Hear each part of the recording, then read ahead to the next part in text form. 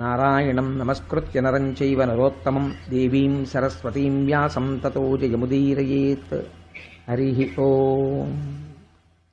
పరమేశ్వర స్వరూపమైన సభకి నమస్కారం.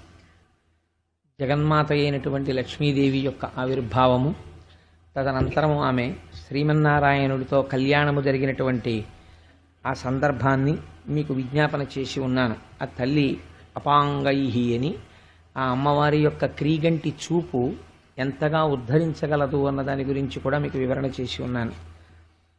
తదనంతరము దేవతలు రాక్షసులు కలిసి ఆ మందర పర్వతాన్ని పాలసముద్రమునందుంచి మళ్ళీ చిలకడం ప్రారంభం చేశారు. ఎందుచేత అంటే వారి యొక్క అంతిమ ప్రయోజనం ఏమి?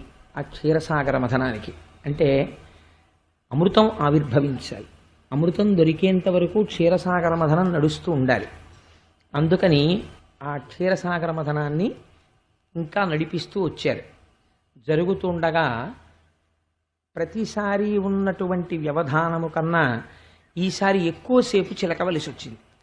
చాలాసేపు చిలికిన తరువాత తరుణుండు దీర్ఘదోర్దండు కంభుకంధరుడు పీతాంబరధారి స్రగ్వి లాలిత భూషణాలంకృతుండు అరుణాక్షుండు ఉన్నతోరస్కుడచ్యున్నతుండు నీల కుంచిత కేశ నివహుండు జలధరశ్యాముండు మృగరాజ సత్వశాలి మణికుండలుండు రత్న మంజీరుడచ్యుత నంశాంశ సంభవుండు అమలమూర్తి భూరి యాగ భాగ భోక్త ధన్వంతరి అనగా అమృత కలశహస్తుడగుచు నిఖిల వైద్య శాస్త్ర నిపుణుడాయుర్వేది వేల్పు వెజ్జు కడలి వెడలి వచ్చే.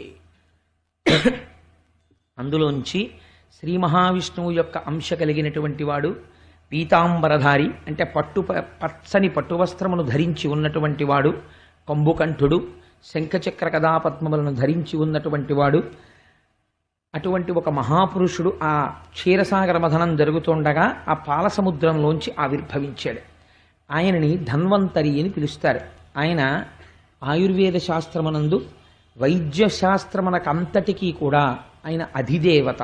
ఆ ధన్వంతరి యొక్క అనుగ్రహము కలగడం చేత శరీరములో ఉండేటటువంటి రోగమును గుర్తించి ఆ రోగము నివారణ కావడానికి కావలసినటువంటి మందుని డాక్టర్ నిర్ణయించి ఔషధాన్ని ఇస్తారు. ఆ ఔషధమునందు ధన్వంతరి యొక్క అనుగ్రహము ప్రకాశించడం చేత మనకి లోపల ఉన్నటువంటి శారీరకమైన రోగము నశిస్తుంది. అందుకని ఆ అమృతత్వమునివ్వగలిగినటువంటి ఆ ధన్వంతరి అని పేరు కలిగి యాగమునందు హవిస్సును అనుభవిస్తాడు. ఆయన హవిస్సుని భుజించేటటువంటి లక్షణం ఉన్నటువంటి ఆ ధన్వంతరి ఆవిర్భవించాడు. ఆయన చేతిలో అమృత పాత్ర ఉన్నది. చిత్తూరులో బాబు నర్సింగ్ హోమ్ అని ఒక నర్సింగ్ హోమ్ ఉంది, చాలా పెద్ద హాస్పిటల్. ఆ హాస్పిటల్లో ధన్వంతరి ప్రతిష్ఠ చేశారు ఒకసారి. నేను అక్కడ ఉపన్యాసాలు చెప్పడానికి వెళ్ళాను. ఆ ధన్వంతరి ప్రతిష్టలో చాలా ఆశ్చర్యకరంగా చాలా అద్భుతమైనటువంటి ప్రతిష్ఠ చేశారు వారు. అందుచేత ఆ ధన్వంతరి అనబడేటటువంటి స్వరూపాన్ని, అది శ్రీ మహావిష్ణువు యొక్క స్వరూపమే.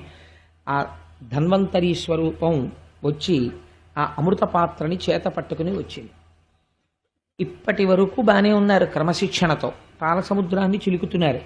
వాళ్ళు దేనికోసమని చిలుకుతున్నారో అటువంటి ఆ అమృత పాత్ర. If you like this video, hit the like button. For more videos, subscribe to our channel. If you have learned anything from this video, comment down below. Subscribe.